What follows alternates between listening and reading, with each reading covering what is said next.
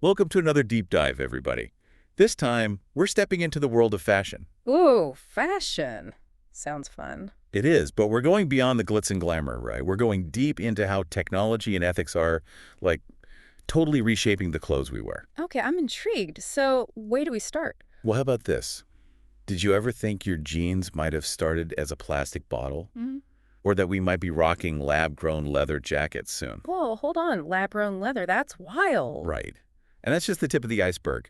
We're going to trace the entire journey from fashion's early days to a future where 3D printed dresses could be the norm. A 3D printed dress. Now that's a deep dive I'm ready for. But first, got to give a shout out to our sponsor, Cloutfit.ai. Cloutfit.ai. Yep, Cloutfit.ai. They're using AI to shake up the fashion world, helping brands boost user engagement and rake in more revenue. AI in fashion. That's interesting. It is. And they were founded by some heavy hitters, like former CPO and CTO from major fashion e-commerce companies, so they know their stuff. Okay, enough about that. Back to our deep dive. Wow. Think back, way back centuries ago. Clothes were made locally, right? Yeah, I guess. You probably even knew the person who made your shirt. There was a real connection and appreciation for the skill, you know? That's true. It's amazing how much things have changed. We've gone from this personal, craft-based industry to, like, this massive global thing. Right. So how did we get here? Well, we need to rewind back to the 18th century. A guy named Richard Arkwright invented this thing called the spinning frame. Arkwright.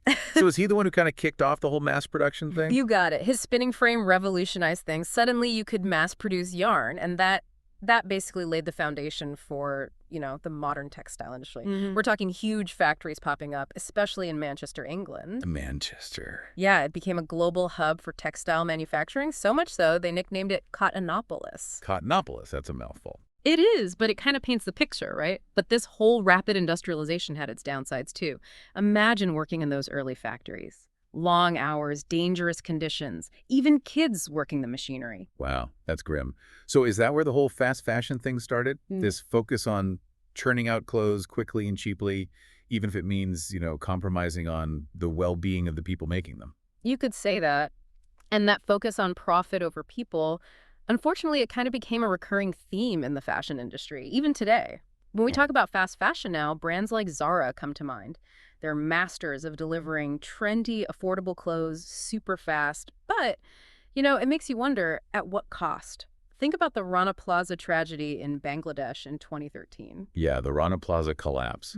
That was horrific. Over 1,000 garment workers died when that factory building collapsed. Exactly. It was a wake-up call for so many people. Suddenly, it wasn't just about getting a cheap t-shirt. It was about the real human lives behind those clothes. It made you think, right? It did. It was a tragic reminder of the lack of transparency and ethics in, a lot of global supply chains. It forced the industry and consumers to confront the true cost of fast fashion. It's not just overseas either. We've heard about sweatshops operating right here in Los Angeles, still exploiting workers to keep up with the fast fashion demand. Right, and then there's the environmental impact, those mountains of clothes ending up in landfills. Yeah, all that waste. It's crazy how much we throw away. The average American tosses over 80 pounds of clothing every year, and most of it just sits there in landfills, taking decades, sometimes even centuries, to decompose. Okay, so we know fast fashion has issues. Let's talk about something everyone loves, denim. Most of us probably don't think about how resource-intensive making a pair of jeans actually is. Oh, yeah, totally. Think about it.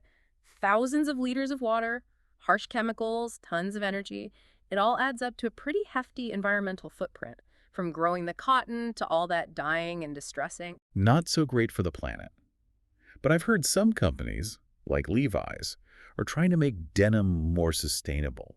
What are they doing differently? Levi's is definitely putting in the effort. They're experimenting with sustainable cotton farming, using less water and pesticides.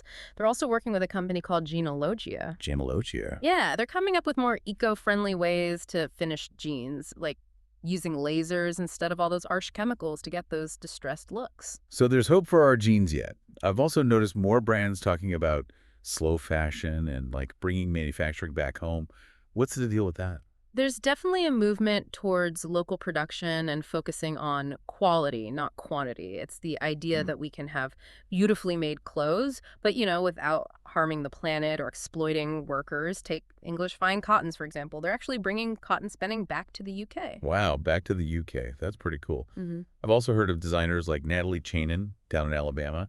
She's all about organic cotton and treating her workers fairly. Exactly. And then there's Billy Reed, who's got this fascinating business model. He's vertically integrated, meaning he controls every step from design to manufacturing. Okay, so he's got his hands in everything. Pretty much. Right. And it allows him to focus on quality and create jobs right here in the US. It all ties into the whole slow fashion philosophy, valuing craftsmanship, ethical practices, and making clothes meant to last. It's like the total opposite of fast fashion. Speaking of opposites, let's talk about Stella McCartney. She's been a leader in making high fashion more sustainable, hasn't she? Oh, absolutely. Stella McCartney has been outspoken about sustainability and ethics in luxury fashion. She flat out refuses to use materials like PVC or fur. She's always pushing the boundaries, finding new eco-friendly alternatives. So now we get to the really futuristic stuff. What about all these alternative materials I keep hearing about, like lab-grown leather and spider silk made from yeast, even mushrooms being turned into fabric? I know, it sounds crazy, right? But the fashion industry is getting seriously creative in the hunt for sustainable and ethical options. We've got Modern Meadow making leather by growing collagen in bioreactors, Bolt Threads making spider silk replicas using yeast fermentation, and Milo, a leather-like material made from mushroom roots. Hold up. Mushroom leather. That I gotta see. Yeah. But these innovations, I mean, they could really change the game for the industry, couldn't they? For sure. Imagine reducing our reliance on animal products and lessening the environmental impact of traditional textiles. And then there's 3D printing. Wait.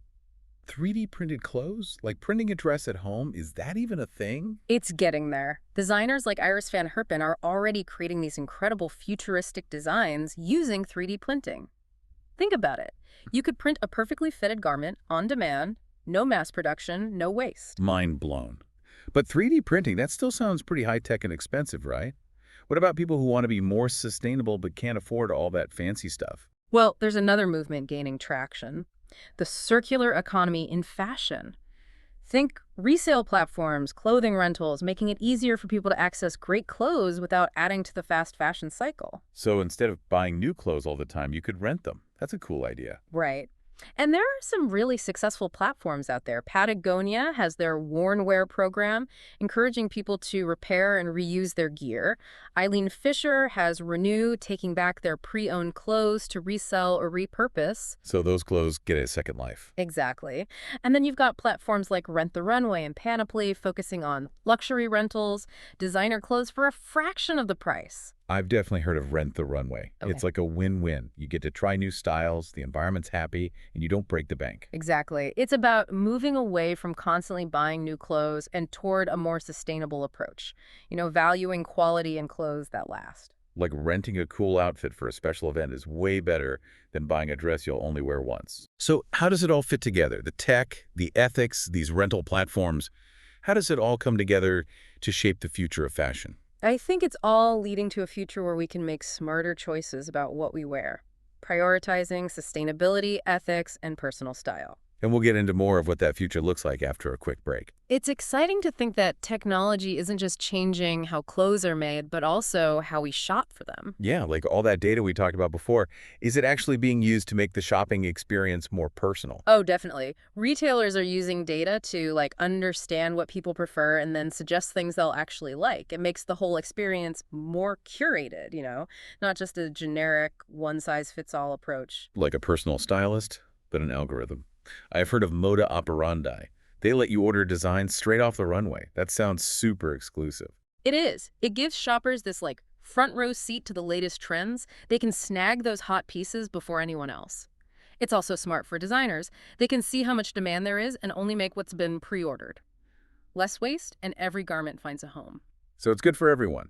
Designers get insights, shoppers get unique pieces, and less ends up in landfills. Pretty cool.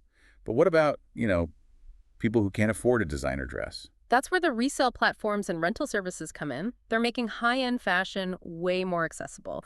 The whole stigma around secondhand clothes is fading, especially as people care more about sustainability. Yeah, it's not your grandma's thrift shop anymore. Mm, What about platforms like The Real Real and ThredUp? Those are like curated online vintage boutiques, right? exactly. It's super easy to find really nice pre-owned designer stuff, but for way less money. It's a gold mine if you love fashion but are on a budget. And if you're someone who likes to try different styles or just need an outfit for a special event, there are rentals like Rent the Runway and Panoply, especially for luxury items. We talked about Rent the Runway earlier. I love that you can wear designer clothes without having to own them. Perfect for testing out trends or looking amazing for a night out. Right. Plus, it's way more sustainable. You get to enjoy those clothes without feeding the demand for new production. Okay, so we've covered a lot. We went from mass production to lab-grown leather and robot sewers.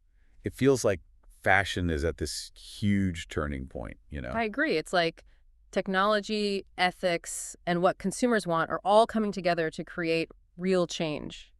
So what does it all mean? What will the future of fashion actually look like with all these innovations and changes?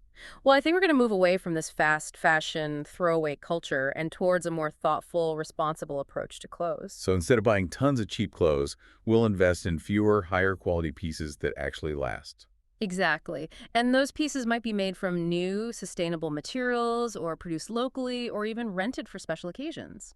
Technology will help personalize our shopping so we can find the perfect items that match our values and our style. So the future of fashion is about making conscious choices, choosing quality over quantity, supporting ethical brands, and expressing ourselves through clothes with a story.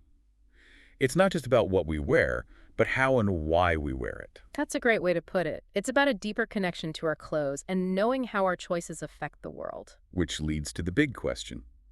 If we can print a designer gown at home or rent a runway look for a night, what will our fashion choices say about us? It's something to think about, isn't it? Will we care about sustainability, ethics, and craftsmanship? Will we embrace technology to personalize our style and reduce our environmental impact? Will we choose timeless pieces that last longer than trends and become treasured parts of our wardrobe? So many possibilities. We've come a long way from those factories in Cottonopolis, haven't we? We have. And the future of fashion is up to us. We can create a fashion industry that's innovative and compassionate, stylish and sustainable. A fashion industry that reflects who we are and makes the world a better place. It's been an awesome trip through how fashion has changed, from handmade clothes to mass production and all these groundbreaking technologies. We see how fashion has always reflected our culture and what we want. And now, more than ever, it reflects our values, our desire for a more sustainable and just world. Designers, entrepreneurs, and consumers are all working to make things better. New materials, ethical production, new ways to make clothes last longer. It's amazing how creativity and technology are working together to build a better future for fashion, a future that's both beautiful and responsible. It's a future where we can choose clothes that reflect our personal style, but also think about the planet and the people who make our clothes. A future where fashion isn't just about looking good, but doing good too. That's a powerful message. And with that, we come to the end of our deep dive. I hope you enjoyed this exploration of fashion's past, present, and future. If you did, share this episode with a friend who'd appreciate some smarter fashion tech. And don't forget to subscribe for more deep dives into the things that are shaping our world. Until next time, keep exploring, keep asking questions, and keep making choices you believe in. It feels like we're at the beginning of like a fashion revolution. You know, we've seen so many cool innovations, but it all boils down to us, the people wearing the clothes. What do we want from the fashion industry? What kind of future are we creating with the choices we make? It makes you think, doesn't it? We tend to think of fashion as, I don't know, kind of superficial. But it's this huge industry, and it has a big impact, both on the environment and on people's lives. Exactly. It's about more than just looking good. It's got to be about doing good, too. But it can feel kind of overwhelming.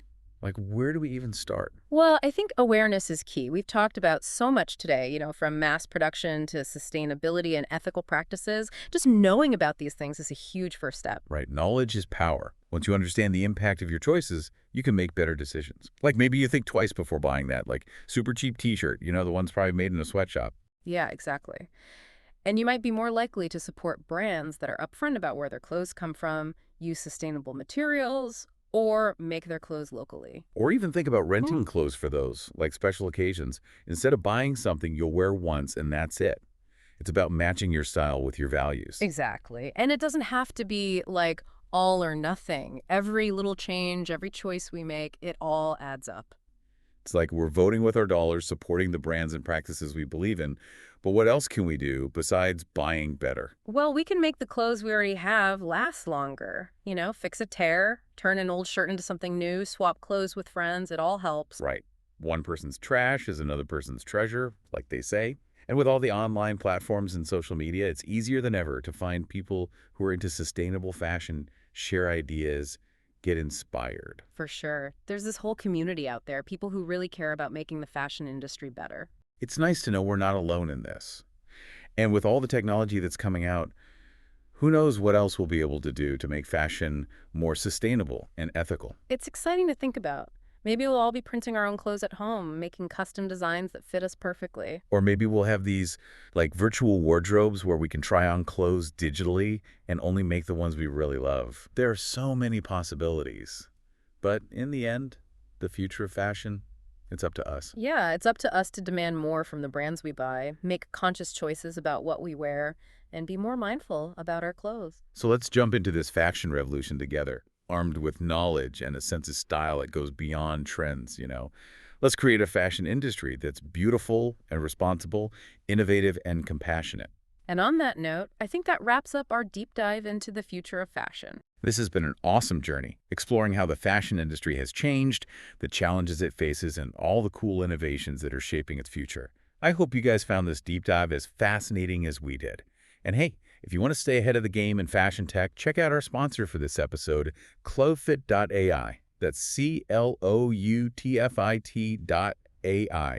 They're using AI to help brands get people more engaged and boost their revenue.